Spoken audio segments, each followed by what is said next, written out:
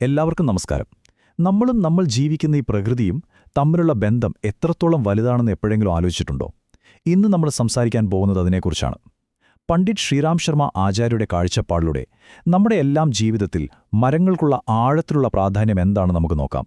കണ്ടില്ലേ, നമ്മുടെ ഇന്നത്തെ സംസാരത്തിന്റെ എല്ലാം അടിസ്ഥാനം ഈ ഒരൊറ്റ വാചകമാണ്. മരങ്ങളെ വെറും തടികളായി കാണരുത്, പകരം ഈ ഭൂമിയെ സുന്ദരമാക്കുന്ന ജീവനുള്ള ആഭരണങ്ങളായി കാണണം. എന്തു മനോഹരമായൊരു സങ്കല്പമാണിത്, അല്ലേ? അപ്പോ എന്തുകൊണ്ടാണ് മരങ്ങളെ ഭൂമിയുടെ ജീവനുള്ള ആഭരണങ്ങൾ എന്ന് പറയുന്നത്? നമ്മുടെ ലോകത്ത് അവയുടെ യഥാർത്ഥ റോൾ എന്താണ്? നമുക്ക് അതിലേക്ക് ഒന്ന് ആഴത്തിൽ ഇറങ്ങിച്ചെല്ലാം.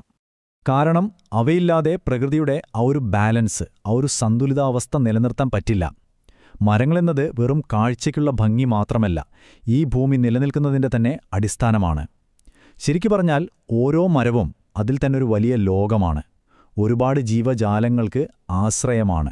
മരങ്ങളുടെ വില മനസ്സിലാക്കുന്നതിനൊപ്പം തന്നെ അവയെ പരിപാലിക്കേണ്ടത് നമ്മുടെയെല്ലാം ഉത്തരവാദിത്വം കൂടിയാണ്. അവിടെയാണ് വൃക്ഷത്തൈകൾ നടുന്നത് ഒരു വലിയ പുണ്യമായി മാറുന്നത്. എന്തുകൊണ്ടാണ് അതിനത്ര പ്രാധാന്യമെന്ന് നോക്കാം. ഒരൊറ്റ മരം നടുന്നതുകൊണ്ട് നമുക്ക് എന്ത് ആത്മീയമായ നേട്ടമാണ് കിട്ടുന്നതെന്ന് എപ്പോഴെങ്കിലും ചിന്തിച്ചിട്ടുണ്ടോ? ഇതിന്റെ ഉത്തരം കേട്ടാൽ ഒരുപക്ഷെ നമ്മൾ ശരിക്കും അത്ഭുതപ്പെട്ടു പോകും. അതെ, ഈ സംഖ്യയാണ് അതിന്റെ ഉത്തരം: 100. ഒറ്റ നോട്ടത്തിൽ ഇതൊരു സാധാരണ നമ്പറായി തോന്നാം. പക്ഷേ എന്താണിതുകൊണ്ട് അർത്ഥമാക്കുന്നത്? നമ്മുടെ പൂർവികർ പറഞ്ഞു വെച്ചത് ഇതാണ്: ഒരു മരം നടുന്നത് 100 മക്കളെ വളർത്തുന്നതിന് തുല്യമായ പുണ്യം നമുക്ക് തരും. ഒന്നാലോചിച്ച് നോക്കൂ, ഒരൊറ്റ മരം നടുന്നതിന് എത്ര വലിയൊരു മൂല്യമാണ് നമ്മുടെ സംസ്കാരം നൽകിയിരുന്നത്. ഇത് വെറുമൊരു പുണ്യത്തിന്റെ കണക്ക് മാത്രമല്ല കേട്ടോ, നമ്മുടെ അടുത്ത തലമുറയ്ക്ക് നമുക്ക് കൊടുക്കാൻ കഴിയുന്ന ഏറ്റവും വലിയ സമ്മാനമാണിത്. ശുദ്ധമായ വായു, പച്ചപ്പ് നിറഞ്ഞൊരു ഭൂമി, ഇതിനേക്കാൾ വലിയൊരു പൈതൃകം വേറെ എന്തുണ്ട്? ഇനി നമുക്ക് നമ്മുടെ സംസ്കാരത്തിലേക്കൊന്ന് തിരിഞ്ഞു നോക്കാം. കാരണം പ്രകൃതിയെ അറിഞ്ഞ് ജീവിച്ചിരുന്ന നമ്മുടെ പൂർവികരുടെ അറിവുകൾ എന്നും വളരെ പ്രസക്തമാണ്. നമ്മുടെ സംസ്കാരം എപ്പോഴും പ്രകൃതിയിൽ ഒരു ദൈവീകത കണ്ടിരുന്നു. മലകളും പുഴകളും മരങ്ങളുമൊന്നും അവർക്ക് വെറും വസ്തുക്കളായിരുന്നില്ല, മറിച്ച് ആരാധനയോടെയും ബഹുമാനത്തോടെയുമാണ് അവയെ കണ്ടിരുന്നത്. ഇതിന് ഏറ്റവും നല്ല ഉദാഹരണങ്ങളാണ് നമ്മുടെ എല്ലാം മുറ്റത്തുള്ള ആൽമരവും തുളസിയും. ആൽമരത്തെ നമ്മൾ ദൈവികതയുടെയും ജീവന്റെയും പ്രതീകമായി കാണുന്നു. തുളസിയോ, അത് നമുക്ക് പ്രാണവായുവായ ഓക്സിജനും ആരോഗ്യവും തരുന്നു. അപ്പോൾ ഈ ആരാധനയുടെ പിന്നിൽ വെറുമൊരു വിശ്വാസം മാത്രമല്ല, നല്ല ശാസ്ത്രീയമായ അറിവ് കൂടി ഉണ്ടായിരുന്നു. ശരി, ഈ മഹത്തായ അറിവുകളെല്ലാം മനസ്സിലാക്കി നമുക്കിതിനെ എങ്ങനെ ഒരുമിച്ചൊരു മുന്നേറ്റമാക്കി മാറ്റാൻ പറ്റും?